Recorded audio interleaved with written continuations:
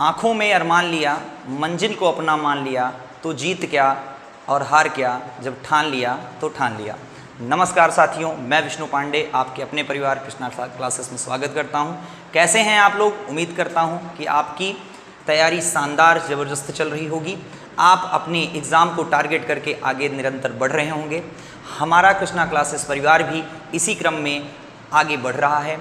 हमारी सारी classes continue routine पकड़ रही हैं। अब हम सिलेबस की ओर चलते हैं। अभी प्रैक्टिस सेट हम थोड़ा सा 2-3-4 प्रैक्टिस सेट हमारे हो गए हैं। 4 प्रैक्टिस सेट कराया था डेमो के रूप में। बाकी आज से सिलेबस हम शुरू कर रहे हैं। पहला चैप्टर आपका नंबर सिस्टम होगा। एकदम बेसिक से लेकर आपको कहते हैं जीरो से हीरो बनाने का सफ़र अब शुरू होता है।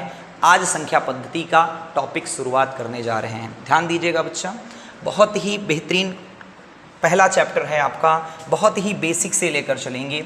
ध्यान दीजिएगा, यहाँ पे नंबर सिस्टम बोला गया है। संख्या पद्धति क्या होती है? संख्या पद्धति, संख्याएं बनती कैसे हैं, संख्या कहते किसे हैं, इन सब को का जवाब आपको मिलेगा। संख्या पद्धति जानने से पहले आप संख्या को जानना बहुत ज़रूरी है। संख्या क्या है? नंबर जिसको हम कहते हैं, नंबर, संख्या।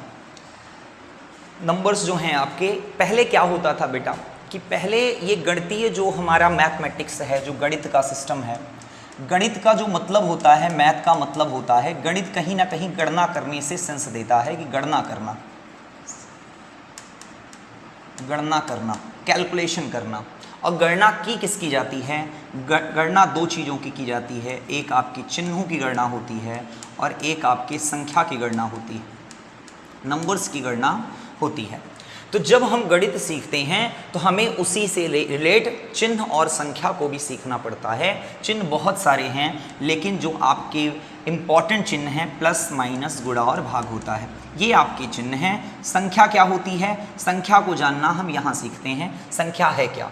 संख्या जानने से पहले बेटा, संख्या जानने से पहले अंकों को जानना पड़ेगा। अंकों का जो सार्थक समझ है या सार्थक समझ आप कह सकते हो, वही हमारी क्या कहलाती है? वही हमारी संख्या कहलाती है। जो हमारे अंक हैं, अंक का जो सार्थक समझ है कि हमारा 2 बड़ा है कि 3 बड़ा है कि 20 बड़ा है कि 400 बड़ा है, कैसे इनको हम समझ रहे हैं, वो हमारी संख्या कहलाती है। लेकिन जो अंक हैं, अंक क्या है? अंक आपका 0 से लेकर 9 तक ही अंक होते हैं। 0, 1, 2, 3, 4, 5, 6, 7, 8, 9, ये 10 आपके अंक हैं। ये कितने हो गए? 10 आपके अंक हो गए। बाकी जो भी है आपका वो संख्या है। एक भी आपका अंक है, लेकिन बेटा जब हम 1 लिखते हैं तो ये भी हमारा संख्या है। एक भी संख्या है। संख्या हमारी निगेटिव भी हो सकती है, संख्या हमारी पॉजिटिव भी हो सकती है, संख्या हमारी शून्य भी हो सकती है। लेकिन जो अंक हैं, अंक आपके यही होते हैं। अंक एकदम स्वतंत्र रूप होता है। इनका सिर्फ सेंस जो है सिर्फ अंक ही होता है, बाकी कोई नहीं होता। लेकिन जब संख्या की हम बात करते हैं, जब नंबर्स की बात करते हैं, तो उनकी सार्थक समझ होना बहुत ज़रूरी है। नंबर्स की जब हम बात करते हैं तो उनका सार्थक समझ होना बहुत ही ज़रूरी है। जैसे एग्जाम्पल के तौर पे हम समझते हैं थोड़ा सा। जैसे हमने कहा 535, तो 535 हमने लिखा बेटा, तो इसमें हमने कितने अंकों का प्रयोग किया? हमने 3 अंकों का प्रयोग किया, 5, 3 और 5। अभी इसको इसलिए एकदम बेसिक बता रहा हूँ बेटा, क्योंकि आगे चलकर आपको बहुत सारे क्वेश्चन में आता है कि आप डिजिट्स का सम निकालिए। तो डिजिट्स का सम जो निकलता है वो कैसे निकलता है? सारे डिजिट को जोड़ देते हैं, उनका सम निकल जाता है। उनका क्या निकल जाता है? उनका सम निकल जाता है। तो थोड़ा सा ध्यान दीजिएगा। जैसे हम 535 लिख रहे हैं, तो 5 को हमने 100 के साथ पढ़ा, 3 35 बोल दिया। 35 क्या होता है? 30 और 5 को जोड़ते हैं तो 35 बन जाता है। तो थोड़ा सा ध्यान देने योग्य बातें हैं। संख्याओं का सार्थक समझ, तो जो हमारी सार्थक समझ है, हमको पता है कि इकाई होता है आपका, उसके बाद दहाई होता है, उसके बाद सैकड़ा होता है, फिर हज़ार होता है, फिर 10,000 होता है। हज़ार के बाद जो सेंस हो जाता है वो 10,000 का हो जाता है। फिर उसके बाद 10,000 के बाद लाख होता है, लाख के बाद 10 लाख होता है, और ऐसे संख्याएं अनंत तक बढ़ती हुई हमको प्रतीत होती हैं। ऐसे ही संख्याएं हमको अनंत तक बढ़ती हुई प्रतीत होती है। अब इसके बाद क्या होगा, ध्यान दीजिएगा, मैं इसका सिस्टम पूरा का पूरा सिस्टम समझा रहा हूँ आपको। सिस्टम होता क्या है, ध्यान दीजिएगा बेटा। जैसे हमने मान लो लिखा 530.5 लिख दिया, तो बताइए इसमें इकाई अंक कौन सा है? तो इकाई अंक बेटा इसमें 0 होगा, ये 5 नहीं होगा। इकाई अंक थोड़ा सा ध्यान दीजिएगा, इकाई अंक क्या होता है और अंतिम अंक क्या होता है। किसी भी संख्या का अंतिम अंक किसे कहते हैं और इकाई अंक किसे कहते हैं, इसको समझ, वो समझ जो मैंने कहा ना, अंकों का सार्थक समझ, वो समझ की जानकारी मैं बेटा आपको दे रहा हूँ को आपको मैथमेटिक्स पे समझ कैसे बनती है।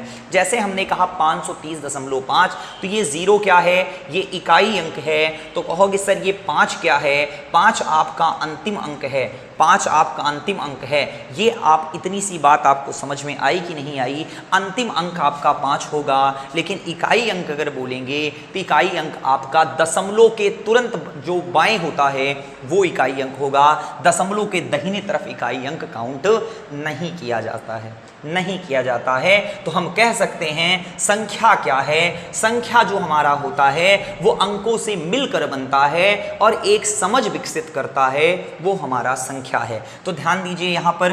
तो कहेंगे सर जैसे ये इकाई हो गया, दहाई हो गया, सैकड़ा हो गया, तो क्या ये अंतिम अंक है? तो एक छोटा सा प्रश्न आता है बच्चों के मन में कि अगर मैं 2 डिजिट लिख देता हूँ, 529.567 लिख देता हूँ, तो ये तो इकाई अंक हो गया, ये तो यूनिट डिजिट हो गया, इकाई अंक हो गया। तो ये बेटा क्या है, ये तो इकाई अंक हो गया। तो ये तीनों चीजें तो तीनों तो अंतिम अंक हम बोल नहीं सकते, अंतिम अंक सिर्फ 7 होगा। लेकिन अब ध्यान दीजिए ये सब हिस्सा कौन से हैं? जैसे हम ये फॉर्मेट लिखे हैं वैसे फॉर्मेट क्या होगा? तो ये जो 5 होता है बेटा, ये दहाई, ये आपका इकाई है और ये दहाई है, लेकिन ये आपका 10वां हिस्सा है, 10वां हिस्सा है। तो कहोगे सर ये 10वां हिस्सा क्या है? 10वां हिस्सा क्या है इसको समझने का प्रयत्न करेंगे कि 10वां हिस्सा और 10वां क्या है। जैसे कोई संख्या है हमारा, जैसे 5 है, 5 दहाई पर है तो गुणे 100 हो जाएगा।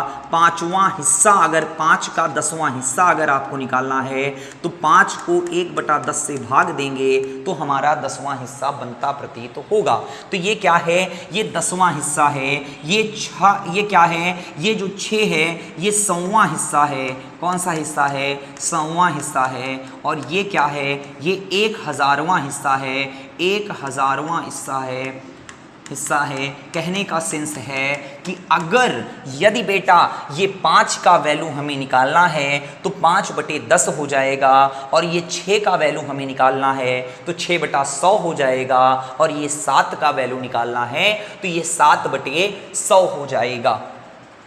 अब इस पद्धति को समझ रहे हो आप कि ये पद्धति होती, यही पद्धति है, यही एक सिस्टम है। अब ऐसे ही चीज़ों को बांटकर हम इसका प्रकार भी जानेंगे, लेकिन अभी थोड़ी सी यहाँ से 2 क्वेश्चन आपके बनते हैं, इनको समझने का प्रयत्न करिएगा। पहला क्वेश्चन जो बनता है, अगर मैं संख्या को बांटना चाहूँगा, संख्या के स्थान को बांटना चाहूँगा, तो संख्या को मैं 2 प्रकार, संख्या की जो पद्धति की बात कर रहा है, ध्यान दीजिएगा, पद्धति में मैं 2 सेंस की बात कर रहा हूँ। एक आंकिक मान क्या होता है, आंकिक मान क्या होता है, और ये आपका मेन वैल्यू होगा, और ये जो 2 होगा स्थानीय मान होगा। तो इन दोनों के बारे में थोड़ा सा मैं समझाने का प्रयत्न करता हूँ। एक लाइन में बताएंगे, बहुत ज़्यादा इस पे नहीं चलेंगे। क्वेश्चंस जो आते हैं मैं प्रैक्टिस में आपको कराऊंगा, उसमें आप परेशान मत होइएगा। आंकिक मान क्या है? इसको बोलते हैं, ये आपका नेम ऑफ वैल्यू है और ये आपका प्लेस ऑफ वैल्यू है। ये आपका आंकिक मान क्या होता है? आंकिक मान का मतलब है अंक का मान। और अंक कितना होता है? आंकिक मान का मतलब है अंक का मान। तो अंक जितना होगा वही अंक क्या होगा? जितना भी अंक होगा वही आपका आंकिक मान होगा। जितना भी अंक होगा वही आंकिक मान होगा। अभी मैंने फर्स्ट में बताया आपको कि बेटा अंक होते कितने हैं? अंक 10 होते हैं। तो इनका जो आंसर आएगा आंकिक मान का वो सिर्फ 10 में ही आएगा और कोई आंसर उसका नहीं आएगा। अब प्लेस ऑफ वैल्यू में कहते हैं, स्थानीय मान में कहते हैं, तो ये बताता है ये स्थानीय मान हमें दर्शाता है कि संख्या का स्थान कौन सा है, संख्या का स्थान कौन सा है। तो ध्यान देते हैं यहाँ पे, जैसे मैंने अभी जस्ट बोला बेटा, आप बताइए कि यहाँ पर मैंने संख्या का एक फॉर्मेट लिखा ना, कि ये फॉर्मेट है आपका, ये क्या है, फॉर्मेट है। इकाई होगा, दहाई होगा, सैकड़ा, हजार, 10,000, लाख, 10 लाख, करोड़, 10 करोड़, ऐसे बढ़ती संख्या जाएगी। तो ये एक फॉर्मेट है। जैसे मैंने 5, 3, 2, 1, 4, 7, 8 लिख दिया, तो ये क्या है, इकाई, दहाई, सैकड़ा, हजार, 10,000, लाख, 10 लाख, ये बढ़ते हुए प्रतीत होंगे आपको। ये हमारा स्थान है, ये हमारा क्या है, प्लेस है, कि कौन से प्लेस पर वो है। जैसे मैं आपको बताने का प्रयत्न करता हूं कि आप बताइए कि जैसे 500, 512, 521 लिखा हुआ है और 125 लिखा हुआ है, तो दो चीज लिखा हुआ है, ध्यान दीजिएगा। 125 लिखा हुआ है, यहां पर भी 5 है और यहां पर भी 5 है, क्या दोनों में कुछ अंतर है? तो आप कहोगे सर बिल्कुल अंतर है। गंभीरता वाला अंतर समझते हैं बेटा। जैसे ये 521 लिखा हुआ है और ये 125 लिखा हुआ है, तो ये इकाई के स्थान पर 5 है, तो इसका सेंस जो आएगा वो इकाई पर आएगा, और ये जो 5 है ये सैकड़े पर है, तो इसका जो सेंस आएगा वो सैकड़े पर आएगा। तो कहने का मतलब है कि स्थानीय मान क्या होगा, स्थानीय मान जो होगा वो बदलता रहता है, लेकिन आंकिक मान नहीं बदलता। तो नोट करके एक पॉइंट लिखिएगा कि स्थानीय मान बदलता रहता है। स्थानीय मान क्या होगा, बदलता रहता है, परंतु आंकिक मान में कोई परिवर्तन नहीं आता, वो चाहे जहां है उसका कोई भी मान बदलने वाला नहीं है, कुछ भी होगा उसका मान चेंज नहीं होगा। तो ध्यान देंगे यहाँ पर ये कितने स्थान पर है, 5, इकाई, दहाई, सैकड़ा, सैकड़े स्थान पे है। और कौन सैकड़े स्थान पर है, 5 सैकड़े स्थान पे है, तो इसका जो वैल्यू होगा वो 500 होगा।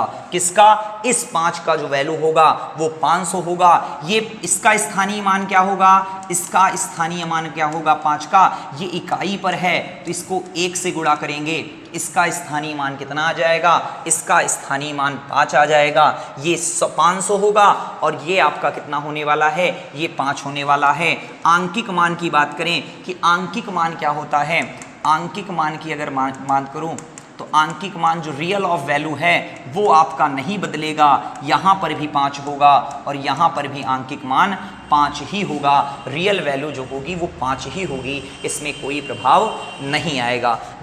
एक दो क्वेश्चन की ओर थोड़ा सा चलते हैं, मैं प्रैक्टिस बाद में कराऊंगा, क्वेश्चंस की ओर चलते हैं, थोड़ा सा दिमाग लगाते हैं कि अगर मैं आपको एग्जाम में क्वेश्चन बोल दिया कि 523.23, जैसे ये बोल दिया तो 4 ले लीजिए, 4 लीजिए। इसमें ये बोल रहा है कि बताइए सब का स्थानीय मान क्या होगा, तो हमने कहा इस 4 का स्थानीय मान क्या है, 4 इकाई शुरू बेटा कहाँ से होगा, इकाई यहाँ से शुरू हुआ दशमलव के तुरंत बाएं तरफ, तो 3 गुणे 1, इसका स्थानीय मान कितना होगा, इसका स्थानीय मान 3 होगा, इसका स्थानीय मान 2 गुणे दहाई पर है 10 होगा, 20 होगा, और ये 5 गुणे कितना है आपका 100वां स्थानीय मान है, तो ये 500 होगा। तो कहोगे सर ये कैसे हुआ, ये तुरंत दाहिने तरफ चलिए, ये पे 2 है और 2 का वैल्यू 0.1 से गुणा करेंगे, क्योंकि यहाँ पर जो वैल्यू होगा 1/10 से मतलब है, तो 2 गुणे 1/10 करेंगे तो 0.2 आएगा। और अगर 4 की वैल्यू मैं निकालूंगा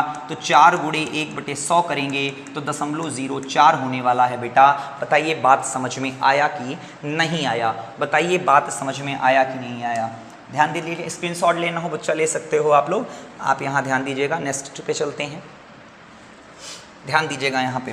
तो क्या सेंस निकल के आया कि आंकिक मान नहीं बदलता है लेकिन स्थानीय मान बदल जाता है। स्थानीय मान क्या होता है? स्थानीय मान बदल जाता है। उसके बाद चलते हैं, उसके बाद संख्या की जो ये पद्धति है इकाई, दहाई, सैकड़े की, ये आपके समझ में आ गई होगी। अब संख्या को बांटना शुरू करते हैं। जब हमने पद्धति को सीख लिया, संख्या बनाना सीख लिया, तो बहुत प्रकार से हमारी संख्याएं बनना तैयार हो गई। बहुत ही स्वरूप उसके आ गए, बहुत ही उसके क्या कहते हैं पार्ट्स आ गए। जैसे हमने कहा कि थोड़ा सा ध्यान देंगे, जैसे हमने कहा बेटा, हमने कहा कि संख्या हमारी 2 भी है, संख्या हमारी 0.5 भी है, संख्या हमारा 1/10 भी है, संख्या हमारा √2 भी है, संख्या हमारा √5 भी है। जितने भी प्रारूप आप पढ़े हो, 0.25 पर बार भी हमारी संख्या है, 0.2326 भी हमारी संख्या है, पाई भी संख्या है, अनंत भी संख्या है। तो ये सारी संख्याएं हैं बेटा, लेकिन इनको बहुत सारे रूप में बांट दिया गया, बहुत सारी प्रकार में बांट दिया गया। तो नेक्स्ट हेडिंग आपकी होने वाली है संख्या का वर्गीकरण। हम संख्या को बांटेंगे कैसे? संख्या का वर्गीकरण, क्लासिफिकेशन ऑफ नंबर्स। मैं इंग्लिश में बोल दूंगा बेटा, हिंदी लिख रहा हूं, हिंदी में आप ध्यान दीजिएगा, इंग्लिश में बोलते चलूंगा। संख्या का वर्गीकरण, संख्या का वर्गीकरण। ध्यान दीजिएगा बेटा, जब संख्या आपकी बांटना शुरू हुआ तो 2 प्रकार से हमने संख्या को सीखा कि हमारे पास जितनी संख्या आई उसमें से हमने ये ध्यान दिया कि हमारे पास 2 संख्याएं बन रही थी। कितनी संख्याएं बन रही थी? 2 संख्याएं हमारी बन रही थी। तो ध्यान दीजिएगा, 2 प्रकार से हमने बांटा, संख्याएं हमारी 2 बन रही थी। तो ध्यान दीजिएगा इसको किस प्रकार, तो एक नाम हमने दिया वास्तविक संख्या, रियल नंबर बोलते हैं, वास्तविक संख्या बोलते हैं, रियल नंबर है। और दूसरी हमारी जो संख्या थी उसको हमने कह दिया काल्पनिक संख्या, काल्पनिक संख्या, उसको हमने कह दिया काल्पनिक संख्या। एक हमने कहा वास्तविक संख्या, दूसरा कहा काल्पनिक संख्या। ये रियल नंबर है आपकी, ये रियल नंबर है, रियल नंबर, ये इमेजिनरी नंबर है, इमेजिनरी नंबर है। ये रियल नंबर है और ये आपका इमेजिनरी नंबर है। तो थोड़ा सा ध्यान देंगे, ये दोनों 2 तरीके से हमने संख्या को बांट दिया। जितनी पूरी ब्रह्मांड की हमारी संख्या थी, इनको सिर्फ मैंने 2 पार्ट्स में बांट दिया। एक आपका क्या कहते हैं हो गया काल्पनिक और एक आपका वास्तविक हो गया। अब क्या होता है, इन दोनों की डिफिनेशन थोड़ी सी समझ लेते हैं क्या होगा। तो ध्यान दें, वास्तविक लग रहा है कि ये वास्तव है, और मैथ का मतलब क्या होता है? कैलकुलेट करना, जिसकी हम कैलकुलेशन, जिसकी गणना, जिसका कैलकुलेशन हम रियल में कर सकते हैं। रियल मतलब वास्तव में कर सकते हैं, वास्तव में कर सकते हैं, जिसकी गणना हम वास्तव में कर सकते हैं, कर सकते हैं, उसे क्या कहेंगे? उसे वास्तविक संख्या कहेंगे, उसे वास्तविक संख्या कहेंगे। और जिसकी तुलना हम, जिसकी गणना हम नहीं कर सकते हैं, जिसकी गणना हम नहीं कर सकते हैं, उन्हें क्या कहेंगे? उन्हें हम जिसकी गणना हम वास्तव में नहीं कर सकते, वास्तव में नहीं कर सकते, उसे हम क्या कहेंगे? उसे हम काल्पनिक संख्या कहेंगे, उसे काल्पनिक संख्या कहेंगे, उसे काल्पनिक संख्या कहेंगे। कहने का सेंस ये है कि जिसकी हम गणना कर सकते हैं वो आपका क्या है? वास्तविक संख्या। जिसकी गणना नहीं कर सकते वो क्या है हमारा? वो हमारा काल्पनिक संख्या है। तो हमको पता है संख्या का सेंस गणना करना ही होता है। तो ऐसी बहुत सारी संख्याएं होंगी जिसका कैलकुलेट हम कर सकते हैं, बहुत कम नंबर्स होंगे, बहुत कम संख्याएं होंगी जिसका हम तुलना नहीं कर सकते। बेटा ध्यान दीजिएगा, कुछ अच्छे क्वेश्चंस भी यहाँ पे होंगे, ध्यान दीजिएगा। यहाँ पे देखिए बेटा, जैसे पहले हम इसके बारे में, काल्पनिक संख्या के बारे में पढ़ना चाहते हैं। काल्पनिक संख्या सिर्फ एक होती है, बस नोट करके लिख लीजिएगा। एक ही ऐसी संख्या है जो काल्पनिक है, उसकी थोड़ा सा शब्दों में लिखते हैं, ऐसा ऋणात्मक मान, ऐसा ऋणात्मक मान, ऐसा ऋणात्मक मान जो करड़ी में हो, करड़ी में हो। तो क्या सेंस निकला पहले समझिए। ऐसा ऋणात्मक मान जो करड़ी में होता है उसे हम क्या कहते हैं? उसे हम कहते हैं काल्पनिक संख्या। जैसे एग्जाम्पल्स देते हैं, थोड़ा सा समझते हैं। जैसे एग्जाम्पल देते हैं, ध्यान दीजिएगा एग्जाम्पल क्या है। जैसे हमने कह दिया √-3। अगर √3 अकेले होता बेटा, अगर √3 अकेले होता तो हम क्या करते, √3 अकेले होता तो हम क्या करते, ये हमारा वास्तविक संख्या में आता, लेकिन यहाँ निगेटिव आ गया है। इसका मतलब ये क्या है, इसका मतलब ये आपका काल्पनिक संख्या है। ध्यान दीजिएगा कैसे, किस लिए हुआ, इसकी हम गणना कर नहीं पा रहे थे। तो बहुत सारे मैथमेटिशियन ने सोचा कि इसकी गणना ही नहीं कर पा रहे हैं, इसको कैलकुलेट ही नहीं किया जा सक रहा है, तो कैसे करें कि इसका कैलकुलेशन संभव हो सके, कैसे हम करें कि इसका जो कैलकुलेशन है वो हमारा संभव हो सके। तो ध्यान दीजिएगा, तो इसको हमने एक विधि निकाला जिसको हमने कहा कि इमेजिनरी नंबर का एक साइन ले लिया, तो 1 बराबर हमारा आ गया i², -1 बराबर क्या आ गया, i² आ गया। हमने इसको माना, कैलकुलेट नहीं हो रहा था तो इसको मैंने माना, इसका मान नहीं निकल रहा था, क्योंकि √3 का वैल्यू होता है वो 1.732 होता है, परंतु जो माइनस का वैल्यू था हम नहीं निकाल पा रहे थे।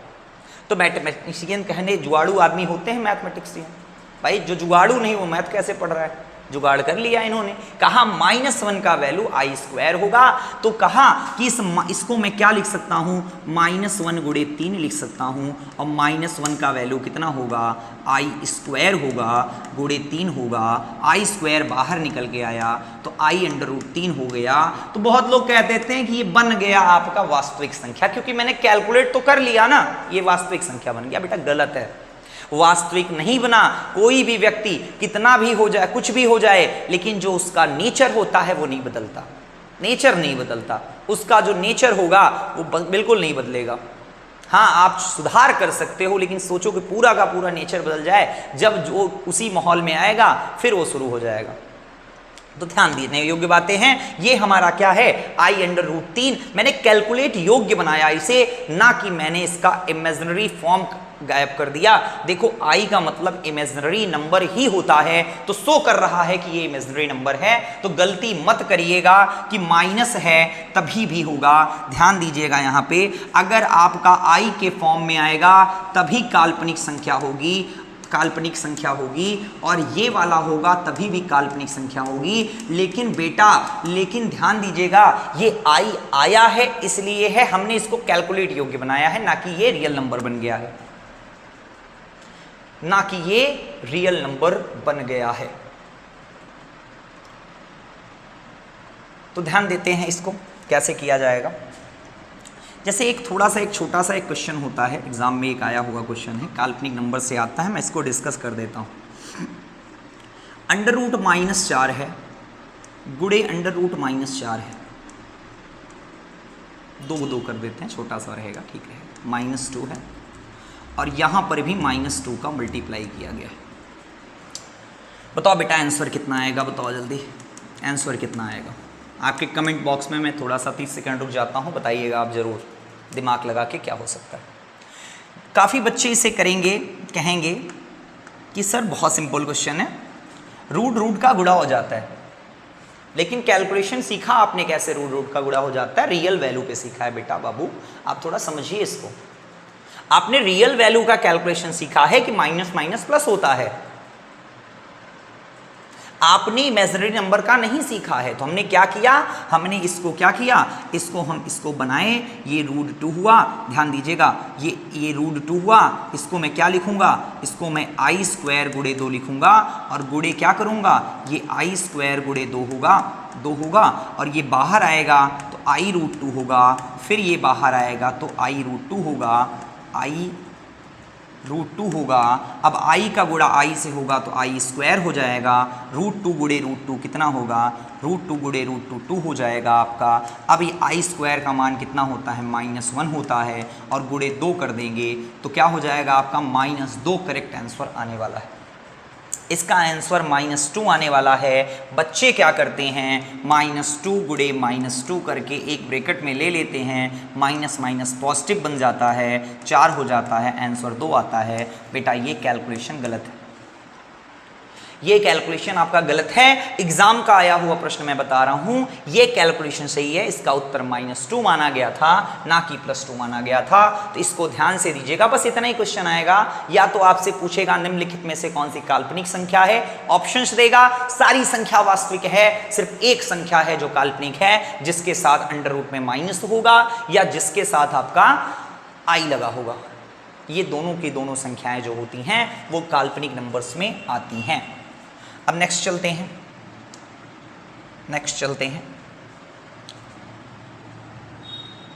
ध्यान दीजिएगा। अब वास्तविक संख्या को बांटने का प्रयत्न करते हैं। वास्तविक संख्या जो है आपकी रियल नंबर है, वास्तविक संख्या है। एक थोड़ा सा इसमें बता देते हैं हल्की सी पॉइंट, यहाँ पे एक छोटा सा पॉइंट बता देते हैं। अगर एक मान लीजिए आपने 4 ले लिया और यहाँ पर मैंने लिख लिया 2√-3, तो ये संख्या का फॉर्मेट क्या होगा? यहाँ आपका रियल नंबर भी है, यहाँ आपका इमेजिनरी नंबर भी है। तो जब ऐसी कोई सिचुएशन आती है उसे कॉम्प्लेक्स नंबर कह दिया जाता है, उसे सम्मिश्र संख्या कह दिया जाता है। तो आप इंटर में पढ़े होंगे कॉम्प्लेक्स नंबर सॉल्व करना। तो ये आपका छोटा सा पॉइंट बसा था, इसको ध्यान से नोट डाउन कर लीजिएगा। नेक्स्ट आप रियल वैल्यू पे आ जाते हैं, रियल नंबर्स पे आ जाते हैं। रियल नंबर को जब हम बांटना शुरू किए तो इसका भी मुझे लगा कि 2 प्रकार से बांट देना चाहिए, क्योंकि रियल वैल्यू की जो वास्तविक जो मान है वो क्या है, ध्यान दीजिएगा। इसको कैलकुलेट करना इसका वैल्यू है, लेकिन जब हमने ध्यान दिया तो ऐसी 2 वास्तविक संख्या आ रही थी, 2 आ रही थी। एक का नाम हमने रख दिया परिमेय संख्या, रैशनल नंबर, परिमेय संख्या, और एक मान रख दिया मैंने अपरिमेय संख्या। बहुत अच्छा टॉपिक है ये, ध्यान से समझिएगा। अपरिमेय संख्या, एक हमने रख दिया परिमेय संख्या और एक दूसरा रख दिया अपरिमेय संख्या। समझने का प्रयत्न करते हैं इसको, क्या होता है ये दोनों चीजें। परिमेय संख्या का एक सिंपल सा एग्जांपल है, परिमेय संख्या बराबर भिन्न होता है। थोड़ा सा अंतर है, बता दूंगा मैं। भिन्न, अब भिन्न क्या है? ऐसी संख्या जिसे हम अंश बटे हर में लिख सकते हैं, अंश बटा हर में लिख सकते हैं।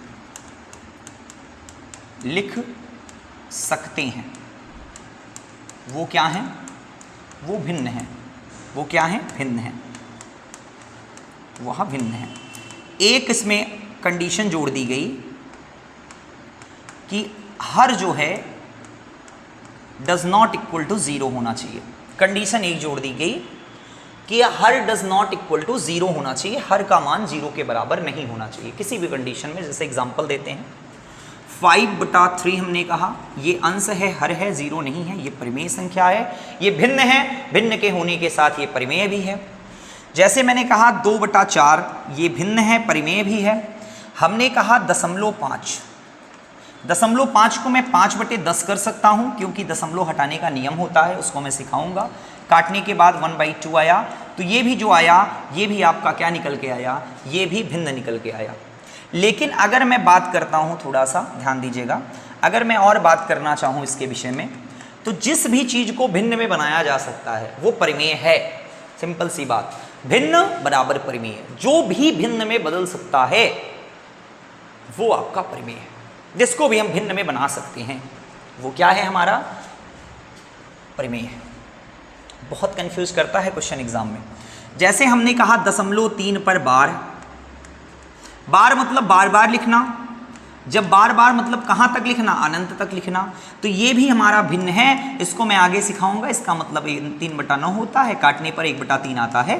कैसे आया है ये सारी चीज़ें सिखाऊंगा। बस अभी आप मानकर चलिए कि इसको 1/3 सर लिखे हैं, क्योंकि 1/3 को मैं काटूंगा जब, तो 0.3333 अनंत तक आता है, अनंत तक बेटा आता है। आपको वीडियो समझ में आ रही हो तो पहले लाइक करिए। लाइक करने से हम लोगों को मोटिवेशन मिलता है।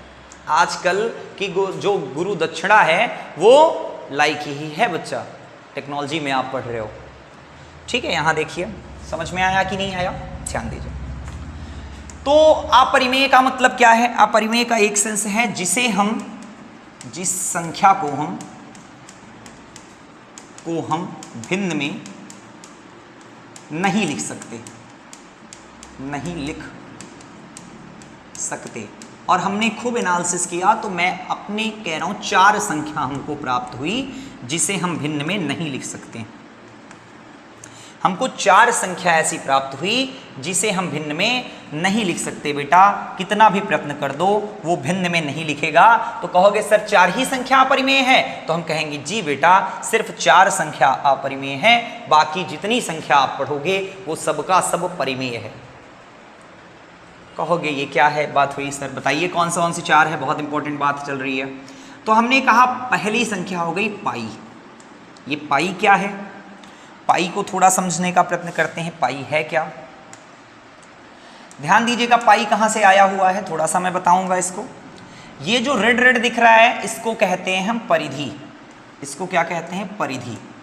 अब जब कभी भी परिधि को, ये केंद्र हो गया, इसको मैं मेजरमेंट कर लूं, इसको मैं नाप लूं, इसको कहते हैं व्यास। जब मैं परिधि को व्यास से भाग देता था, किसी भी वृत्त, छोटा बना लो बड़ा बना लो, छोटा कि कोई सा भी वृत्त बड़ा बना लो छोटा बना लो, कोई भी वृत्त कितना भी बड़ा बना लो, कोई मतलब नहीं है, कितना भी बड़ा बना लो आप। जब मैंने उस परिधि को व्यास से भाग दिया तो ये अप्रॉक्सीमेट प्राप्त हुआ। ये कितना अप्रॉक्सीमेट प्राप्त हुआ? ये आपको प्राप्त होने लगा 3.14 लगभग में।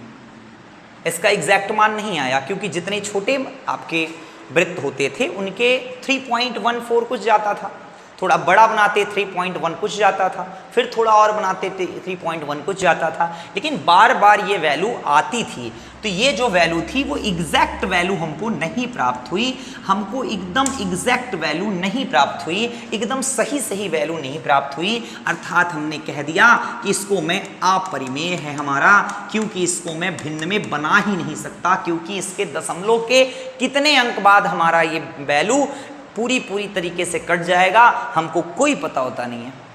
तो इसका मतलब ये हमारा कौन सा संख्या है? ये हमारा परिमेय संख्या है, अपरिमेय संख्या है, सॉरी अपरिमेय पाई क्या है? हमारा अपरिमेय संख्या है। अगर कभी एग्जाम में 22/7 आ जाए, नोट करके लिखिएगा, या 3.14 आ जाए तो कभी अपरिमेय मत मारिएगा, इसको परिमेय मानिएगा। कहोगे सर ऐसा क्यों हुआ, ये इसका ही तो मान है। बेटा बहुत गलत है, ये इसका मान तो है लेकिन लगभग का मान है, एग्जैक्ट मान हमको इसका नहीं पता है। एग्जैक्ट मान हमको नहीं पता है इसका कि हमारा ये इसका मान कितना होने वाला है, एग्जैक्ट मान हमको नहीं पता है। अब एक डिफिनीशन हमने जो बताई थी कि हर जीरो नहीं होना चाहिए, बताया था ना, तो हर जीरो करके देखते हैं। अगर हमने हर जीरो कर लिया, इसका मान अनंत आ गया और ये दोनों संख्याएं आपकी अपरिमेय संख्या में आएंगी, परिमेय संख्या में नहीं आएंगी, क्योंकि इसका हर जीरो हो गया और किसी भी संख्या को जीरो से भाग देने पर उसका मान अनंत प्राप्त होता है। ध्यान दीजिएगा बेटा, उसका मान अनंत प्राप्त होता है। तीसरी संख्या कौन सी है? तीसरी 2 संख्या तो हमें प्राप्त हो गई, एक पाई हो गया, एक आपका अनंत हो गया। एक ऐसा वर्गमूल या करड़ी, वर्गमूल कह दीजिए, या मैं शॉर्ट फॉर्म में करड़ी ही लिख देता हूं, या करड़ी, जिसको पूरी तरह से समाप्त ना किया जा सके, उसे क्या कहेंगे? उसे हम अपरिमेय संख्या कहेंगे। पूरा नोट्स बनवा रहे हैं बेटा, आप बिल्कुल नोट्स बना सकते हो।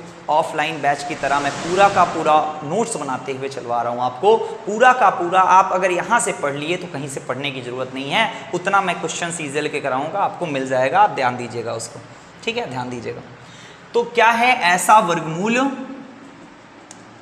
ऐसा वर्गमूल या करणी जिसको पूरी तरह से समाप्त ना किया जा सके, उसे कहेंगे हम करणी। सिंपल वर्ड्स में लिखा रहा हूं क्योंकि थ्योरी आती नहीं बेटा, सिंपल भाषा में आप समझ जाओ, ये इंपॉर्टेंट होता है। मैं स्टैंडर्ड लैंग्वेज में लिखा दूंगा, कोई मतलब नहीं निकलेगा, आप एग्जाम में क्वेश्चन नहीं कर पाओगे। आप एग्जाम में क्वेश्चन कर पाओगे, ये भरोसा रखिए बस। चौथे नंबर की अगर मैं बात करता हूँ कि चौथा, इसका एग्जाम्पल्स थोड़ा सा दे देता हूँ। जैसे मैंने कुछ वर्ड्स कुछ लिख देता हूँ, ध्यान दीजिएगा यहाँ पे। जैसे मैंने कहा root 1, root 2, root 3, root 4, root 5, root 6, root 7, root 8, root 9। इसको ध्यान दीजिए बेटा, बस इतने में समझ जाओगे। रूट 1 का मान कितना होता है? 1। रूट 2 का मान अप्रॉक्सीमेट आता है, एग्जैक्ट नहीं आता, लगभग में आता है। रूट 3 का मान अप्रॉक्सीमेट में आता है, लगभग नहीं आता। रूट 4 का मान 2 होता है, तो इसका भी मान एग्जैक्ट नहीं आता, इसका भी नहीं आता। 9 का मान 3 आता है। 9 का मान कितना होता है? 3 होता है। तो कहने का मतलब कि अंडर रूट 1, अंडर रूट आपका 4, अंडर रूट 9, ये आपके किस में आएंगे? ये आपके परिमेय में आएंगे। मैं परिमेय साइड लिख देता हूँ। रूट आपका 1 हो गया, रूट 1 हो गया, रूट 4 हो गया, रूट 9, ये सब परिमेय में आएंगे। और ये जो बाकी बच रहे हैं आपके, वो आपके अपरिमेय हैं। ये भी अपरिमेय, ये भी अपरिमेय, ये भी अपरिमेय, ये सारे अपरिमेय हैं। सारे के सारे अपरिमेय हैं, कहीं से क्वेश्चन आपका जाने वाला नहीं है। चौथे नंबर पे ध्यान देते हैं। चौथा क्या है? चौथा आवर्ती फलन होता है। ध्यान दीजिएगा, थोड़ा सा बताते हैं ये क्या होता है। आवर्ती क्या बोलते हैं इसको? आवर्ती क्या होता है इसको समझते हैं। जैसे मैं 12 को 5 से भाग देता हूँ तो क्या हो गया? 5 दूना 10 हुआ, 5 चौका 20 हुआ। ये पूरा पूरा कट गया कि नहीं कट गया? जब मैं पूरा पूरा कट देता हूँ तो ये भिन्न का मान है और ये दशमलव का मान है, दशमलव का मान है। तो दोनों इक्वल हैं, मतलब इक्वल हैं, लेकिन कैसे इक्वल हैं? मैं इसको इसमें कन्वर्ट कर सकता हूं और इसको इसमें कन्वर्ट कर सकता हूं। कैसे कर सकता हूं? आपको पता होगा, 10 वाला रूल लगाते हैं, दशमलव हटाते हैं, 10 लिखते हैं, आपका आंसर फिर 12/5 आ जाएगा। जब हम काटेंगे तो 12/5 आपको प्राप्त हो जाएगा। ये क्या है आपका? ये आपके भिन्न का तरीका है, मतलब भिन्न को दशमलव में कन्वर्ट कर लिया, दशमलव को भिन्न में कन्वर्ट कर लिया। जैसे मैं आपसे बात करता हूँ, एक दूसरा सेंस लेता हूँ। जैसे मैंने आपसे कहा कि 17/क्या है? 17/5 है। क्या किया हमने? 17/5 किया। इसको भी काटा, ये 3 बार गया, ये 3.4 आ गया, ये भी कट गया। इसको मैं फिर से कन्वर्ट कर सकता हूँ। बेटा इतनी बात समझ में आई कि नहीं आई? एक भाग का नियम ये हो गया। ये परिमेय में आएगा बेटा, ये परिमेय में आएगा, ठीक है, ये परिमेय में आएगा। चलिए ध्यान देते हैं। मान लीजिए और कोई दशमलव का आवर्ती है, जैसे मैंने कह दिया आपका, और 2 कंडीशन बन सकती है। एक तो पूरा पूरा कट जाए, एक दूसरा कंडीशन बनती है जिसका मान अनंत तक जाता है। जिसका मान कहां तक जाता है?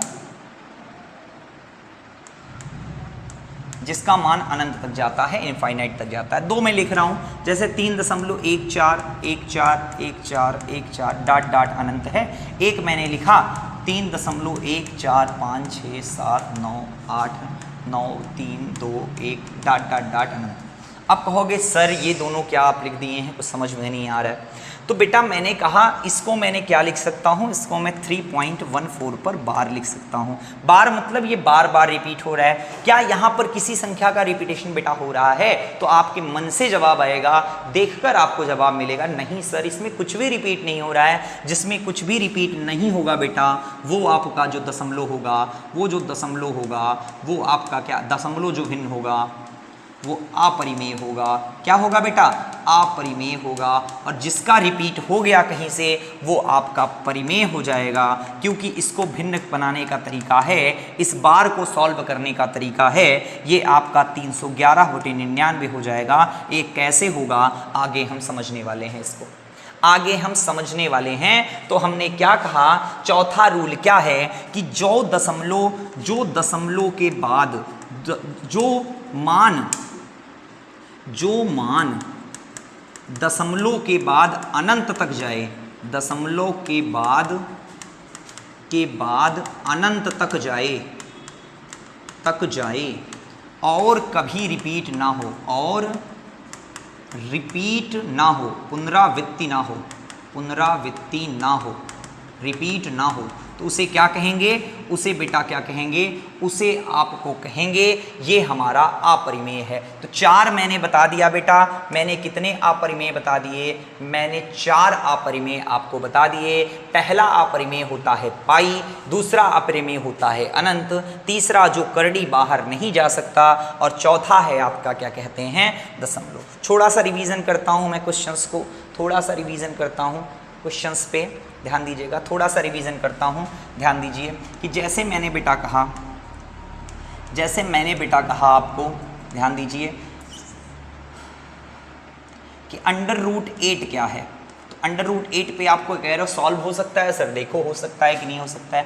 मैंने कहा 4 गुणे 2 लिख सकता हूँ मैं, 2 बाहर चला आया तो 2 गुणे रूट 2 लिख सकता हूँ। तो ये क्या है, इसमें भी तो कहोगे सर ये तो परिमेय भी है और इसमें अपरिमेय भी है, तो हम मारे तो किसको मारे, रीजनल भी है इनरीजनल भी है, तो हम क्या करें। बड़ा कन्फ्यूज़न सर आपने बता दिया, तो हम कन्फ्यूज़न बताए हैं तो कन्फ्यूजन से दूर भी आपको करेंगे। तो ध्यान दीजिएगा ये 2 का मैं मल्टीपल करूँगा 1.414 से डॉट डॉट डॉट, तो इसका जो मान आएगा बेटा वो भी अपरिमेय ही प्राप्त होगा। तो इससे मैं एक क्वेश्चन बनाना चाहता हूँ आपको, इससे एग्जाम में क्वेश्चन आता है। जैसे यहाँ घनमूल आ जाता तो घनमूल 2 निकल सकता है ना, तो जब निकल गया सॉल्व हो गया तो परिमेय, नहीं सॉल्व हुआ तो अपरिमेय। इसका मैं एक थ्योरी लिखाने वाला हूँ, ध्यान दीजिएगा बहुत इंपॉर्टेंट है। इंपॉर्टेंट फैक्ट्स में लिख लीजिएगा बेटा,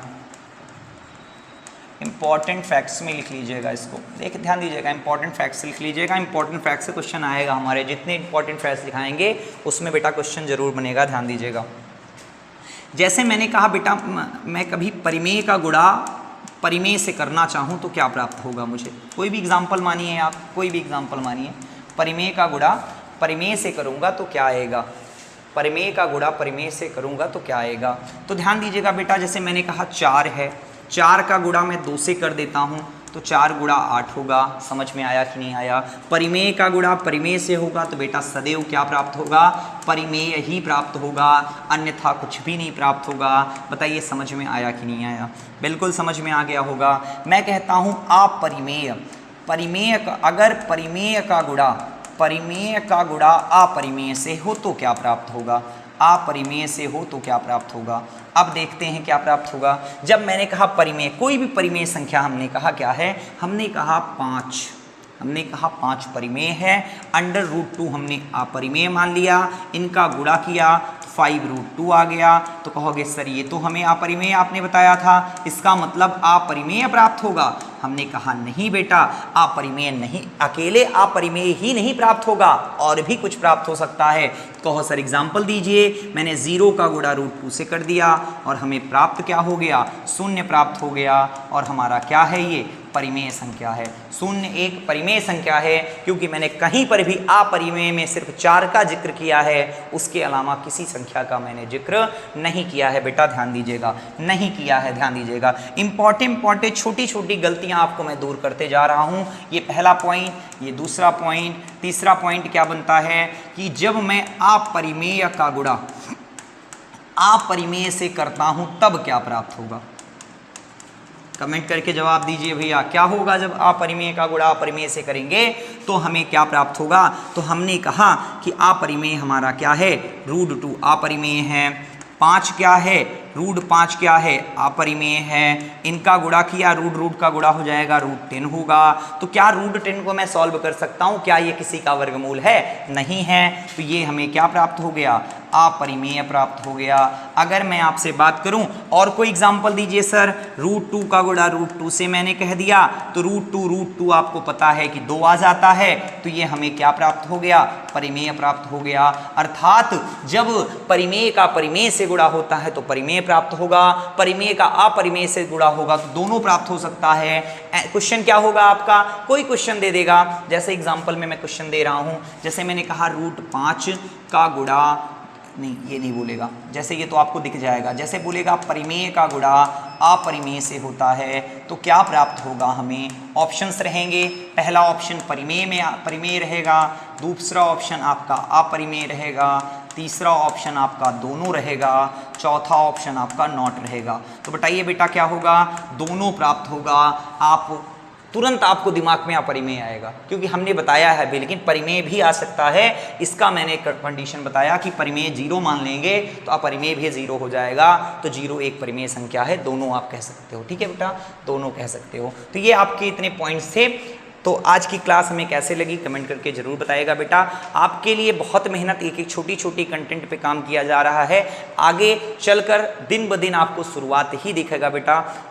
कल आपकी कंटिन्यू इसी पे क्लास चलेगी, पूरी की पूरी थ्योरी क्लास होगी, प्लस प्रैक्टिस भी कल क्वेश्चंस के कराएंगे। जितना कराए हैं उसका प्रैक्टिस करा के फिर आगे बढ़ेंगे। ठीक भैया, धन्यवाद। जय हिंद, जय भारत।